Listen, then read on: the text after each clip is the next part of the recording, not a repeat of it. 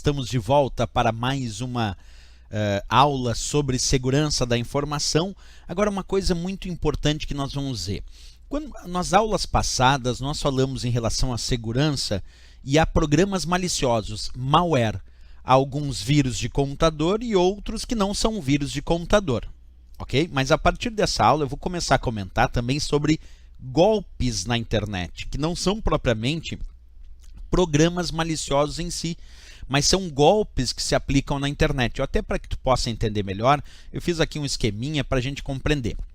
Quando a gente fala de golpes ou fraudes na internet, tem alguns bem famosos, como por exemplo o phishing, é um tipo de golpe que nós vamos discutir aqui, farming, temos também os hoax, que são os boatos. Então existem vários tipos de golpes na internet. Aqui eu coloquei 3 para a gente perceber que existe a ideia de golpes que não são propriamente programas maliciosos em si, que se utilizam, é claro, de programas ou elementos tecnológicos ou da informática ou não, para praticar algum tipo de golpe, algum tipo de fraude. E cai muito em prova, principalmente entre esses 3 que eu acabei de colocar. Não é à toa porque que eu coloquei o phishing lá em cima.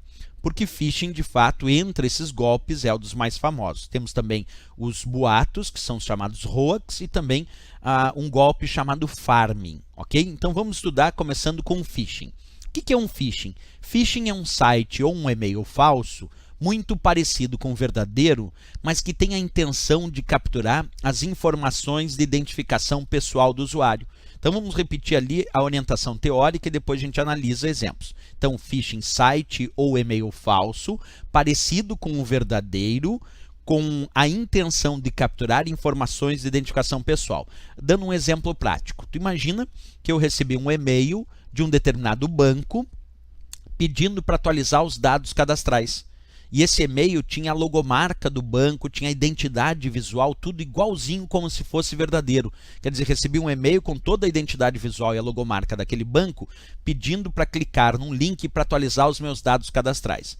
E aí tu imagina que clicando nesse link abriu um site igualzinho ao site verdadeiro do banco, com a logomarca, identidade visual, notícias, tudo igualzinho, com um formulário para mim preencher os meus dados pessoais. Agora, vamos imaginar que eu não sou correntista desse banco. Esse é um detalhe importante.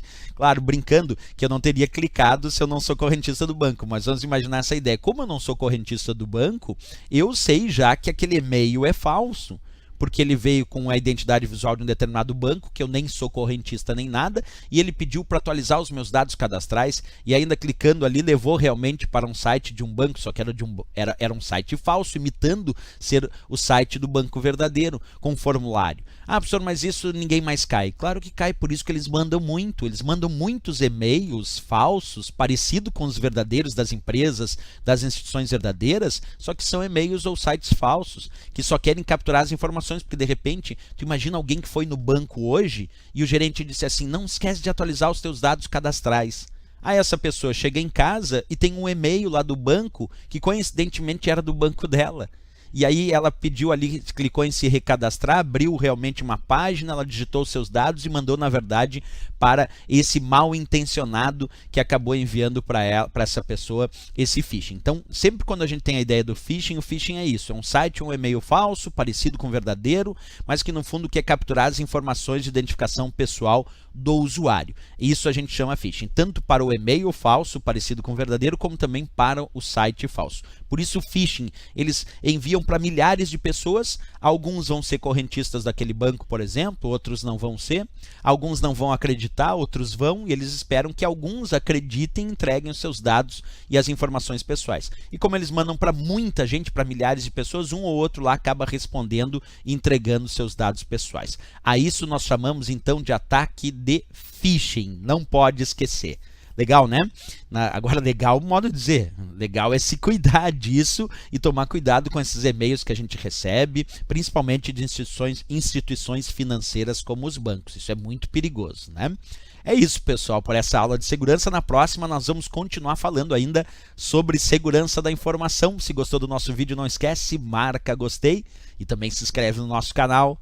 Incentiva os amigos também a conhecerem o nosso canal para conhecer os nossos vídeos e permitir que a gente publique cada vez mais vídeos para vocês, certo? Até lá, bom...